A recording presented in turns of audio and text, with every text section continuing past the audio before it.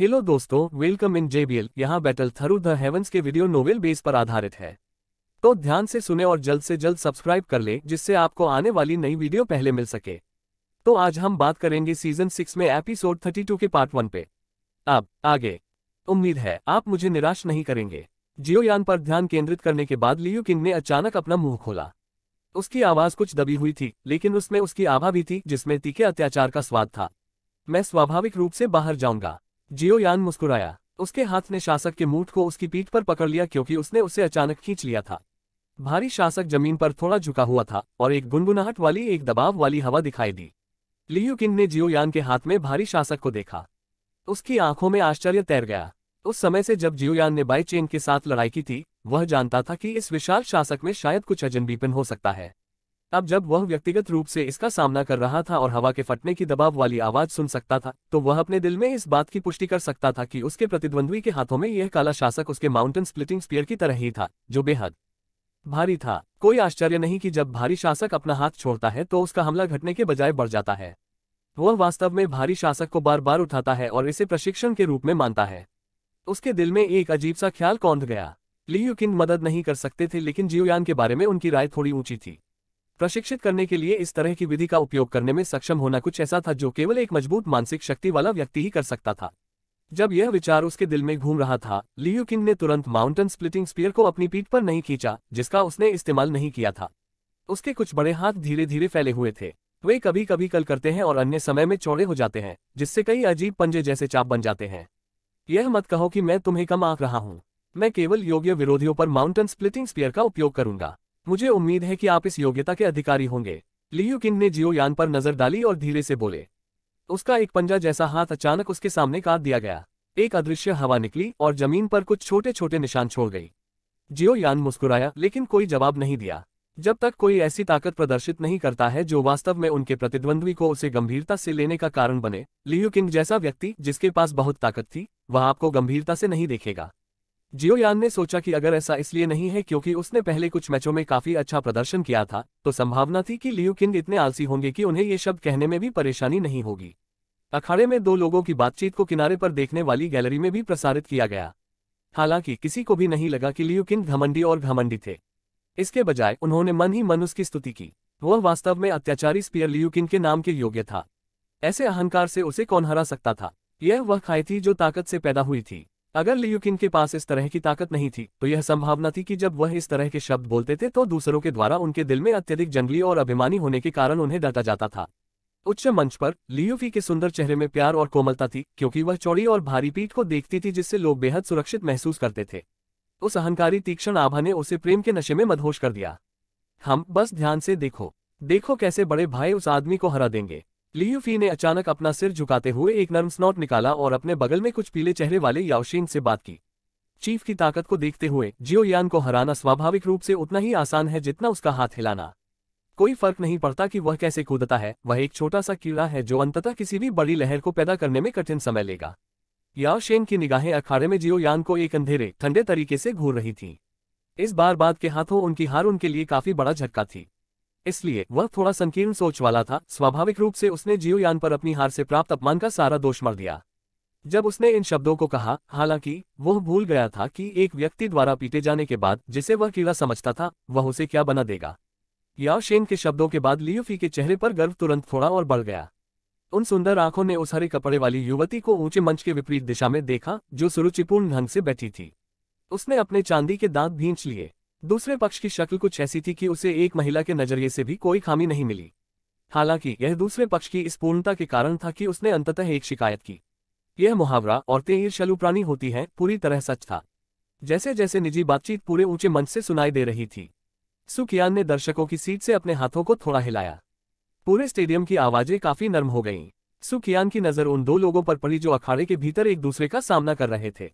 यहां तक अपनी ताकत के साथ वह मदद नहीं कर सका, लेकिन कुछ अनुमान लगाया। हालांकि ऐसा लगा कि दोनों के बीच काफी फासला है। फिर भी इस मैच ने एक के बाद एक सस्पेंस बरकरार रखा। शायद अन्य लोग सोच सकते हैं कि लियू किंग के जीतने की संभावना अधिक थी, लेकिन उनके कई वर्षों के अनुभव ने उन्हें बताया कि जियोयान की जीत की संभावना कम नहीं थी। यहां तक अपनी पुरानी पैनी आंखों से भी वह यह नहीं देख पा रहा था कि इस लड़ाई में कौन जीतेगा या हारेगा। चून की प्रतियोगी पहले ही आ चुके हैं, तो मैं घोषणा करूंगा कि शीर्ष 10 में अंतिम नाम निर्धारित करने वाला यह आखिरी मैच आधिकारिक रूप से शुरू होगा। सू कियान की निगाहें उसके चारों ओर लगी क्योंकि अनगिनत लोगों की प्रत्याशा में उसकी धीमी आवाज धीरे धीरे आ रही थी। जैसे ही सू कियान की आवाज गिरी, एक उबलता हुआ माहौल तुरंत पूरे स्टेडियम में फैल गया। अखाड़े में दो लोगों पर कई उग्र गर्म गजलों को मजबूती से केंद्रित किया गया था। वे स्पष्ट रूप से समझ गए थे कि यह लड़ाई, जो कि ग्रैंड प्रतियोगिता की शुरुआत के बाद से शायद सबसे रोमांचक लड़ाई थी, शुरू होने वाली थी। सू कियान की आवाज लगने के बाद अखाड़े के भीतर लियू किन के शरीर से एक अत्यंत अत्याचारी आभा अचानक फूट पड़ी। इस प्रभामंडल की ताकत कुछ ऐसी थी कि दूर बैठे दर्शकों को भी सांस लेने में तकलीफ होने लगती थी। जैसे ही लियू किन के शरीर से पीली सुनहरी डू क्यूई की लहर उठी, उसके बड़े पंजे जैसे हाथ भी इस समय एक बार फिर से थोड़ा फैलते दिखाई दिए। जैसे ही उसके पोर थोड़े मुड़े हुए थे, उन्होंने एक स्पष्ट ध्वनि उत्सर्जित की, जैसे फलियां कुचली जा रही हों। पंजे जैसे हाथ जो एक अजीब चाप में मुड़े हुए थे, उसके सामने हवा में बेतरतीब ढंग से फटे हुए थे। तुरंत हवा की लहरें उठीं और आंशिक रूप से दिखाई देने वाला हवा का निशान उस क्षेत्र में दिखाई दिया जहां उसके पंजे जैसे हाथ तेजी से नष्ट होने से पहले गुजरे थे। हालांकि बहुत से लोगों ने कभी भी इसका सामना नहीं किया था, फिर भी वे लियू किन द्वारा छोड़ी गई शानदार आभा से एक शक्तिशाली दमन महसूस करने में सक्षम थे। इसलिए काफी संख्या में ऐसे लोग थे जिन्होंने जियोयान के प्रति प्रशंसा महसूस की, जिन्होंने अखाड़े में खड़े होकर एक पुराने कुएं की तरह शांत भाव बनाए रखा। जियोयान के हाथों पर जल्दी से मुहरें बन गईं। एक पल बाद में हरे रंग की लौ निकल गई और तापमान जो अचानक बढ़ गया था तुरंत फैल गया और लियू किन की शक्तिशाली आभा को बाधित कर दिया। स्काईफायर 3 mysterious change, green loads change. उसके पूरे शरीर में फैली हरे रंग की लौ ने एक सुओ ध्वनि उत्सर्जित की और जैसे ही जियोयान के दिल में यह धीमी चीख सुनाई दी, उसके शरीर में वापस आ गई। उसके शरीर में ज्वाला के प्रवेश के बाद जियोयान की आभा भी पत्राचार में बढ़ गई। हालांकि वह अभी भी लियू किंग से तुलना करने में असमर्थ था, वह कम से कम बाद वाले के साथ गतिरोध में शामिल होने में सक्षम था और बहुत कमजोर नहीं दिखाई दे रहा था। जियोयान ने लड़ाई शुरू होने से पहले ही स्काईफायर 3 मिस्टीरियस फ्लेम का प्रदर्शन किया था। यह देखने के लिए पर्याप्त था कि वह लियू किंग को कितनी गंभीरता से लेता है। बेशक वह अपने दिल में यह भी स्पष्ट रूप से समझ गया था कि अगर उसने अपनी ताकत बढ़ाने के लिए स्काईफायर 3 मिस्टीरियस चेंज का इस्तेमाल नहीं किया तो यह संभव है कि वह पहले एक्सचेंज में पूरी तरह से हार जाएगा। आखिरकार लियू किंग, जिन्होंने डू वान वर्ग में आधा कदम उठाया था, एक साधारण शिखर स्तर के डूलिंग से कहीं अधिक मजबूत थे। जियोयान ने शक्तिशाली सर पर दौड़ती लहर जैसे डू क्यूई को महसूस किया, जो एक कर्कश तरीके से बहती थी। हाथ कांपने पर उसने एक लंबी सांस छोड़ी। उसकी आस्तीन इस समय धातु के टुकड़ों की तरह थी, जो अजीब सी क्लैंग क्लैंग आवाजें निकाल रही थी। भारी शासक किनारे की ओर झुका हुआ था क्योंकि डू क्यूई ने हरी लौ को उसके ऊपर लपेट रखा था। एक अदृश्य गर्म हवा ने जमीन को तब तक ड्रिल किया जब तक कि वह सूखी न लगने लगी। जियोयान की निगाहें धीरे धीरे उठीं। उसने लू किन को देखा, जिसने उसी तरह अपनी डू क्यूई को अपने शरीर के चारों ओर लपेटा हुआ था। अचानक अखाड़े में एक कम रोना सुनाई दिया। एक धुंधली सी गड़गड़ाहट तुरंत एक स्पष्ट काली छाया के रूप में उत्सर्जित हुई, एक विशाल काले शासक को खींचकर एक क्रूर आभा ले गई क्योंकि यह अनगिनत गर्म गजों के सामने अस्थिर लियू किन की ओर विस्फोटक रूप से गोली मार दी। जियोयान ने वास्तव में इतनी बड़ी असमानता की लड़ाई में हमला करने का नेतृत्व करने का साहस किया। बस इसी दुस्साहस ने कई लोगों को चुपचाप सिर हिला दिया। दर्जनों मीटर की दूरी पलक झपकते ही तय कर ली। अखाड़े के भीतर ही दोनों लोग तुरंत एक दूसरे के करीब आ गए। उनकी निगाहें एक दूसरे पर टिकी थीं और उनका लड़ने का इरादा, जिसे दबाया नहीं जा सकता था, आखिरकार पूरी तरह से उबलते हुए तरीके से फूट पड़ा। दो मानव आकृतियां उल्कापिंडों की तरह टकराती हुई प्रतीत हुई क्योंकि वे अनगिनत लोगों की आंखों के सामने दुर्घटनाग्रस्त हो गए। फॉलआउट से राक्षसी डू क्यूई लहरें हर जगह छाई हुई थीं। ची, उसके हाथ में भारी शासक काले रंग के बिजली के बोल्ट की तरह हवा को काटता है। इसने एक भयंकर हवा चलाई जिससे हवा विकृत हो गई। यह हिंसक रूप से स्थिर लियू किन की ओर टूटा, जो एक भव्य पर्वत की तरह था। उस शक्तिशाली बल के तहत शासक के अधीन हवा भी पूरी तरह से निष्कासित कर दी गई थी। एक कम सोनिक बूम गूंज रहा था, एक भूमिगत विस्फोट की तरह, लोगों पर अत्याचार और भयावहता। उसकी आंखें उदासीनता से बढ़ते हुए भारी शासक को देखती रहीं। जब यह उसके सिर से केवल आधा फुट की दूरी पर था, लियू किन ने अंत में बाईं ओर एक बेतरतीब कोमल कदम उठाया। भारी शासक मजबूती से उतरा, लेकिन गिरते ही इसने लियू किन की बांह को पीछे से देखा। इसका मामूली योगदान नहीं था। जैसे ही हमला चूक गया, लियू किन का बायां हाथ थोड़ा मुड़ गया। यह तुरंत उसके सामने बाईं ओर थप्पड़ मारा। भारी शासक के गिरते ही शासक के शरीर पर हाथ के पंजे से प्रतीत होने वाला लापरवाह थप्पड़ बेहद सटीक रूप से थप्पड़ मारा गया। तुरंत एक शक्तिशाली बल बाहर आया और भारी शासक को तब तक पटक दिया जब तक कि वह 1 फुट दूर उड़ नहीं गया, जिसने संयोग से जियोयान के हमले के रुख को तुरंत बदलने के इरादे को अवरुद्ध कर दिया। जैसे ही भारी शासक द्वारा बाद के हमले के रुख को काट दिया गया, जियोयान की पूरी आभा भी पलक झपकते ही विलंबित हो गई। लियू किन ने इस क्षणिक ठहराव के अवसर को पूरी तरह से हड़प लिया, जिसे खोजना बेहद मुश्किल था। उसकी हथेली जमीन की ओर थी और एक मामूली चाप में मुड़ी हुई थी जो एक अत्यंत तेज जानवर के पंजे की तरह थी।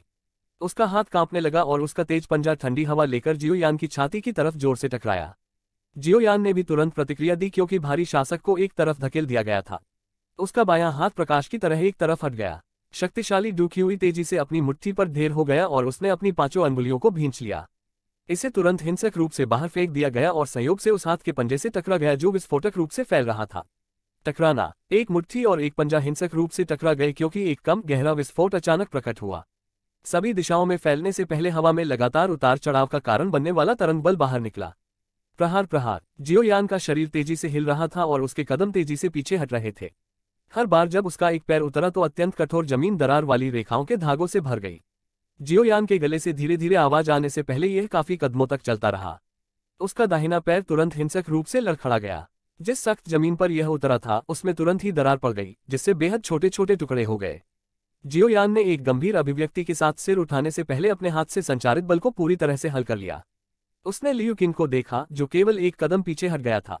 आमने सामने की टक्कर में दूसरे पक्ष की ताकत ने उसे लगातार दबा दिया था। जियोयान ने कुछ ठंडी हवा की गहरी सांस ली। उसकी टकटकी विपरीत दिशा में अभिव्यक्तिहीन लियू किन को गौर से देख रही थी। अपने दिल में वह स्पष्ट रूप से जानता था कि वह इस तरह के व्यक्ति के साथ लड़ाई को जितना लंबा खींचेगा, शक्तिशाली ताकत और भयानक रूप से समृद्ध युद्ध के अनुभव वाला व्यक्ति, उतना ही अधिक नुकसान उसका होगा। इसलिए यदि वह अपनी जीत की संभावनाओं को बहुत अधिक बढ़ाना चाहता है तो उसे कम से कम समय में सबसे बड़ा आक्रामक प्रभाव प्राप्त करना होगा। हालांकि जियोयान जानता था कि किस तरह की लड़ाई की रणनीति उसके दिल में सबसे अधिक फायदेमंद थी, फिर भी उसे कुछ सिरदर्द महसूस हुआ। लियू किन कोई साधारण विरोधी नहीं थे। जब तक वह एक उद्घाटन का थोड़ा सा भी खुलासा करता, यह संभावना थी कि उसका सामना जंगली हमलों के तूफान से होगा। वह स्ट्राइक करने के लिए सबसे अच्छे अवसर की प्रतीक्षा कर रहा था, और ऐसा ही उसका विरोधी भी था। जिस चीज ने उसे सबसे ज्यादा उदास किया वह यह था कि दूसरे पक्ष के पास इत्मीनान से पर्याप्त समय था और चुपचाप जियोयान की ताकत समाप्त होने की प्रतीक्षा कर रहा था। हालांकि दूसरी ओर उसे एक निश्चित अवधि के भीतर एक निश्चित आक्रामक प्रभाव प्राप्त करना चाहिए। जियोयान निस्संदेह इस मानसिकता की तुलना में नुकसान में पड़ गया था। जियोयान अपने दिल में फूट फूट कर हंसा और उसने उन अराजक विचारों को अपने दिमाग से निकाल दिया। उसने विपरीत दिशा में लियू किन को देखा, जिसने उसी तरह अपना सारा ध्यान उसी पर लगाया था। एक क्षण बाद जियोयान का शरीर अचानक थोड़ा आगे झुक गया और उसके पैर अचानक जमीन पर आ गए। तुरंत ही उसने हवा के तेज झोंके की अत्यंत तेज आवाज उठाई। हवा का दबाव बहुत बड़ा था क्योंकि एक अस्पष्ट काली छाया बिजली की तरह हवा के प्रतिरोध के माध्यम से टूट गई और लियू किन की ओर विस्फोटक रूप से चली गई। जियोयान के अचानक शासक द्वारा फेंके गए हमले ने लियू किन की आंखों में आश्चर्य पैदा कर दिया। हालांकि उनके हाव भाव में ज्यादा बदलाव नहीं आया। उसके दोनों हाथ एकाएक पंजे की तरह मुड़े हुए थे और उसके कदम पीछे हटने की बजाय आगे बढ़ गए। जैसे ही एक कदम अचानक गिरा, उसका कुछ बड़ा हाथ पंजा एक हल्के सुनहरे रंग की डूक्यूई से लिपटा हुआ था। वह स्पष्ट काली छाया से थोड़ा नीचे बढ़ा जो अचानक उसके हाथ के पंजों के बीच दिखाई दी थी। लियू किन के हाथ के पंजे एक पीली सुनहरी डूक्यूई से लिपटे हुए थे क्योंकि उन्होंने बिजली जैसी काली छाया को अचानक बल से पकड़ लिया था, जो बीच हवा में अचानक रुक गई थी। हालांकि उसके हाथ के पंजों ने भारी शासक को पकड़ लिया, लियू किन का शरीर इस शक्तिशाली बल से तब तक हिलता रहा जब तक कि वह कुछ कदम लगातार पीछे नहीं हटे। तभी उसने भारी शासक द्वारा लगाए गए सभी बल को पूरी तरह से हल कर दिया। हालांकि जियोयान के इस भारी शासक को आसानी से प्राप्त करने के लिए केवल एक पंजे की ताकत पर भरोसा करने में सक्षम होने के साथ एक पहाड़ की चट्टान को चकनाचूर करने के लिए पर्याप्त बल के साथ यह कहा जाना चाहिए कि इस साथी की ताकत वास्तव में कुछ भयावह थी।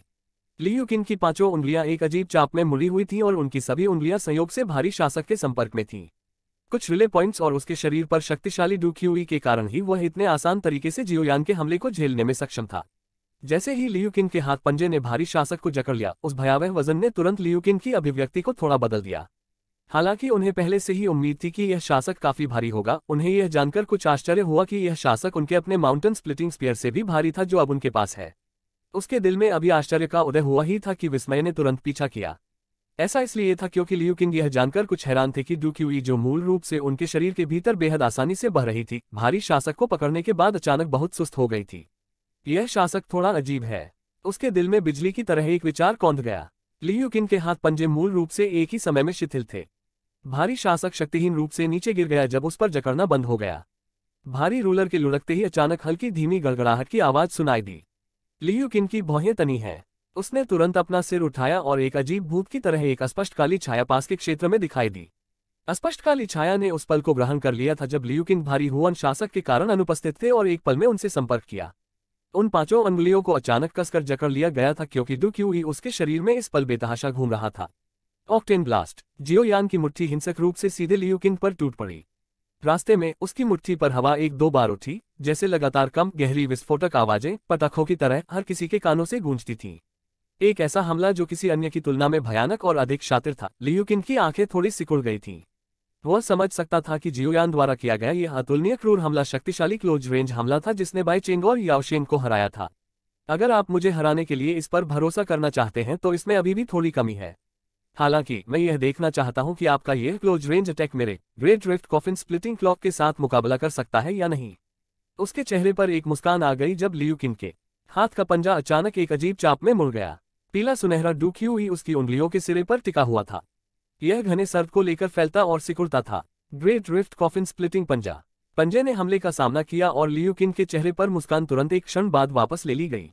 उसके हाथ का पंजा विस्फोटक रूप से बाहर निकलते ही उसका हाथ बढ़ा दिया गया था। एक आकारहीन हवा ने पंजे के सामने आंशिक रूप से दिखाई देने वाली चमकदार चाप बनाए। इसकी आभा बेहद चौंकाने वाली थी और जियोयान के ऑक्टेन ब्लास्ट से जरा भी कमजोर नहीं थी। व्यूइंग गैलरी से विस्मयादिबोधक की लहरें उठी जब उन्होंने दो लोगों को अखाड़े में देखा जिन्होंने वास्तव में सबसे प्रत्यक्ष शारीरिक लड़ाई को चुना था। हर कोई यह बताने में सक्षम था कि दोनों लोग करीबी मुकाबले में काफी निपुण थे। हालांकि वे समान रूप से स्पष्ट रूप से जानते थे कि हथियारों के बीच की लड़ाई की तुलना में इस तरह की करीबी सीमा का शारीरिक मुकाबला कुछ हद तक खूनी और अधिक हिंसक था। वो हाओ और अन्य लोगों ने भी इस समय अपने शरीर को तान लिया था। इस तरह की शारीरिक लड़ाई में किसी भी लापरवाही का मूल रूप से परिणाम गंभीर चोटों के साथ हारना होगा। हालांकि उन्हें जियोयान की क्लोज रेंज कॉम्बैट की बहुत अच्छी समझ थी। लियू किंग इसी तरह इस शैली के विशेषज्ञ थे। जियोयान का यह नजदीकी हमला एक ऐसे वर्ग का होने की संभावना है जो ग्रेट ड्रिफ्ट कॉफिन स्प्लिटिंग पंजा से कम नहीं है। हालांकि मुझे नहीं पता कि यह आमने सामने की भिड़ंत में इसे हरा पाएगा या नहीं।